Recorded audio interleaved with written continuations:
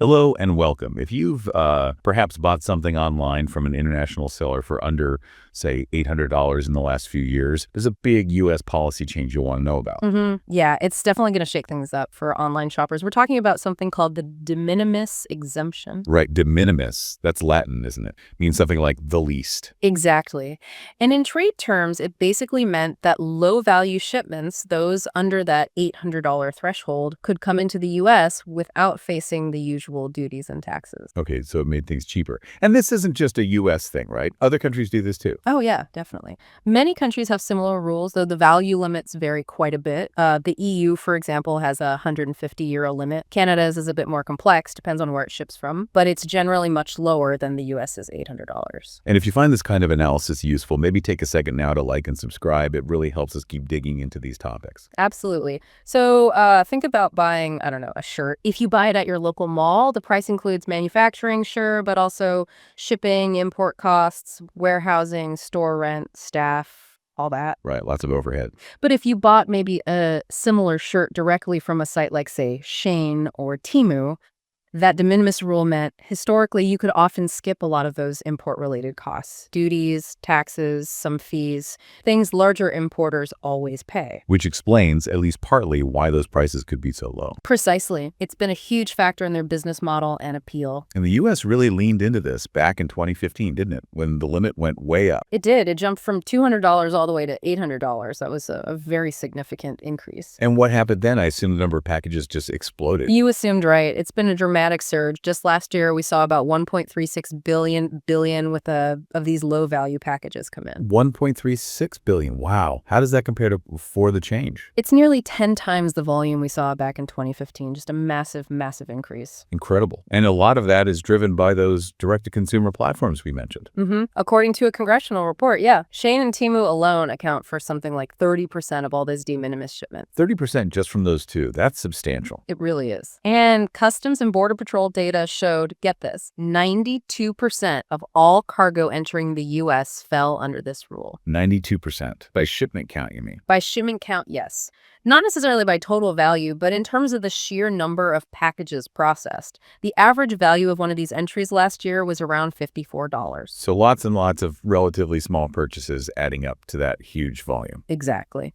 Basically, the vast majority of individual import shipments were bypassing standard customs procedures. But sounds like the party might be over, at least for some. Well, yeah, the landscape is definitely shifting now, particularly for goods coming from one major source country, China and Hong Kong specifically. Effective May 2nd, an executive order actually issued during the Trump administration, but taking effect now, eliminates that de minimis exemption just for shipments originating there. Okay, so only China and Hong Kong for now. Yeah. What does eliminates the exemption mean in practice? What happens to those packages? It means they're no longer duty-free just because they're under $800. They'll now face new duties. It's going to be one of two things. Yep. Either a hefty 120% tariff on the actual value of the goods. 120%. So like more than double the price just in duty. Potentially, yes. For every dollar's worth of goods, you add $1.20 in duty. Yeah. Or alternatively, there's a flat fee. A flat fee. How much? It starts at $100 per shipment, and that's set to increase to $200 on June 1st. Wow. Okay, so a $5 item could suddenly have a $100 fee slapped on it. Exactly, or that 120% tariff. Either way, it makes those very low-cost items potentially prohibitively expensive to import directly like that. It's a huge shift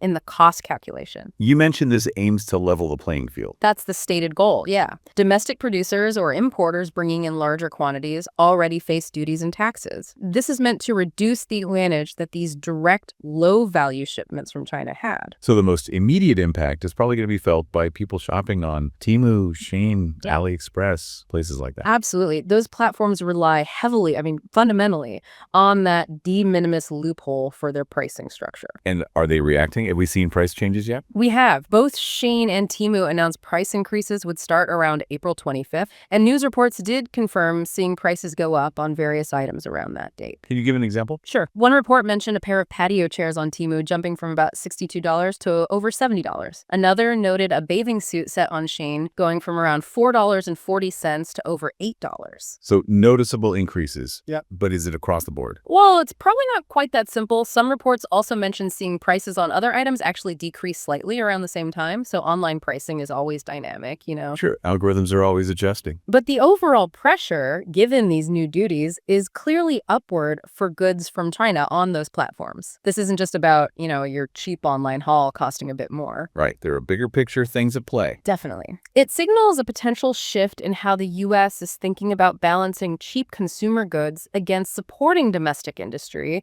and, frankly, addressing trade practices they see as unfair. Plus, you have underlying concerns about data security and supply chain vulnerabilities with such a massive, somewhat opaque flow of goods. And the fallout isn't just limited to those big platforms, is it? What about smaller players? That's a really important point. Small businesses here in the U.S., maybe manufacturers or retailers who rely on specific components or small batches of goods from China, if they were using de minimis to import those affordably, they're going to see their costs go up too. Which could mean higher prices for their customers down the line. Exactly. And then there's the whole logistics side of things. Stricter rules usually mean slower processing. Shipping delays. Very likely. We're already hearing reports that some major carriers like FedEx and UPS have started adding what they're calling surge fees just for goods coming into the U.S. from China. Surge fees. So extra charges on top of the new duties. Seems like it. Basically, temporary charges because they anticipate more complexity, more paperwork, potential delays in clearing these shipments now that they're dutiable. And this could affect bigger companies too, right? Not just small packages. Potentially, yes. If customs resources get tied up processing millions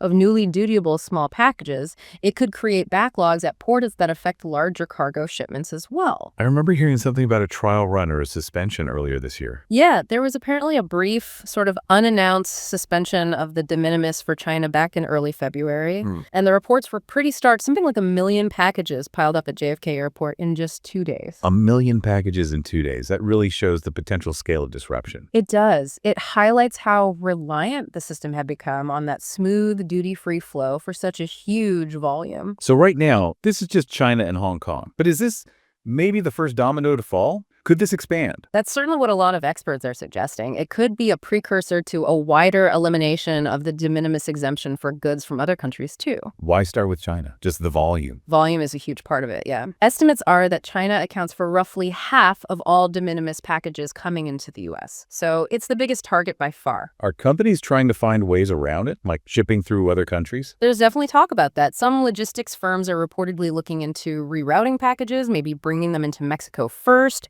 or through other Asian countries where the exemption still applies, and then shipping them to the U.S. from there. Trying to keep that duty-free status. Right. Whether that's sustainable or scalable, or whether regulations will adapt to close those kinds of loopholes remains to be seen. But the prevailing view among many analysts is that this move on China might signal a broader trend towards phasing out de minimis globally for U.S. imports. Given that staggering volume you mentioned earlier, 1.36 billion packages, removing the exemption, even just for half of that volume coming from China, is bound to have massive consequences. Absolutely. It fundamentally changes the economics of a huge segment of e-commerce. Which brings us to, well, the future of cheap stuff, basically.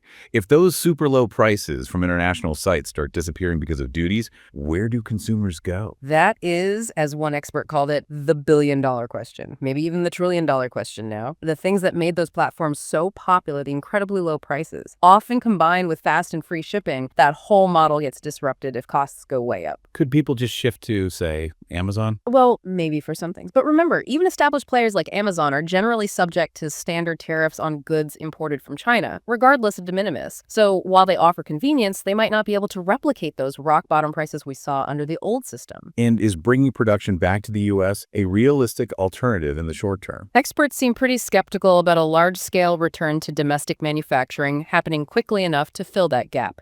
The supply chains are just too complex and globally integrated. Interesting. What about other trends? I feel like I hear a lot about secondhand shopping these days. That's definitely a growing area. Platforms like Depop, ThredUp, Poshmark, they've seen real growth, especially with younger consumers looking for unique items or vintage clothing. Is it big enough to make a difference, though? It's growing fast, apparently much faster than the overall apparel market last year, but it's still a relatively small slice of the pie compared to new retail. And there are still questions about the long long-term profitability and scalability of some of those online secondhand models. So lots of uncertainty then. A great deal of uncertainty, yes. This policy shift really forces a reevaluation of, well, everything. How consumers balance cost versus convenience, how trade policy impacts domestic jobs and industries, and what the future landscape of retail, especially low-cost retail, is going to look like. The long-term effects are definitely something we'll need to keep watching. How we find affordable goods might be about to change quite significantly. It really might. It prompts you to think, doesn't it? How might this change affect your online shopping habits going forward? Are there alternatives you'd consider? A lot to think about. Well, thank you for breaking down this complex change for us. My pleasure. It's a fascinating and important development. And thank you all for listening. If you found this discussion insightful, please do like and subscribe for more analyses like this one. We'll see you next time.